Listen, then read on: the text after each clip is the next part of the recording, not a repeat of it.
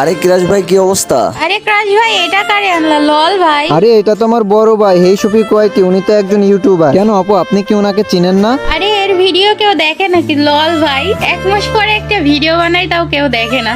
আরে আপু এইভাবে বলতেছেন কেন? আগে তো আমার ভিডিওতে মিলিয়ন মিলিয়ন ভিউজ আসতো, এখন না হয় চ্যানেলটা একটু ডাউন হয়ে গেছে। আরে ভাই, তোর ভিডিওতে এখন ভিউজ আসে না, লাইক কমেন্ট সাবস্ক্রাইব কিছুই আসে না, তুই ভিডিও বানাস কেন ভাই?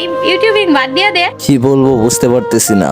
আচ্ছা আপু শুনো, কি শুনবো তোর কথা, বল। মাঝখানে আমার ফ্যামিলিতে একটু প্রবলেম হয়, যার কারণে অনেক টাকা লাগে, যার কারণে আমার হাতে যে ফোনটা ছিল ওই ফোনটা সেল করে দেওয়া লাগে। আর ফোনটা সেল করার কারণে আমি ভিডিও বানাইতে পারতেছিলাম না, আর ভিডিও না দিতে পারে চ্যানেলটা ডাউন হয়ে গেছে। লল ভাই, একটা ফোন কিনতে পারিস না, তাইলে ইউটিউবিং করস কেন? আরে আপু ঠিকই বলছো। আরে ক্রাশ ভাই, আরে কিক মারো তো, এটা দেখলাম আর মেজাজ খারাপ হচ্ছে। আরে ভাই তুমি আমার জন্য ওদেরকে কিক মেরে দিলা? আরে শফিক ভাই মন খারাপ করে না, নতুন করে আবার সব শুরু করেন। হ্যাঁ ভাই। আর গাইস তোমরা যারা শফিক ভাইকে ভালোবাসো এই ভিডিওতে একটা লাইক দিয়ে চ্যানেলটাকে সাবস্ক্রাইব করে দিও।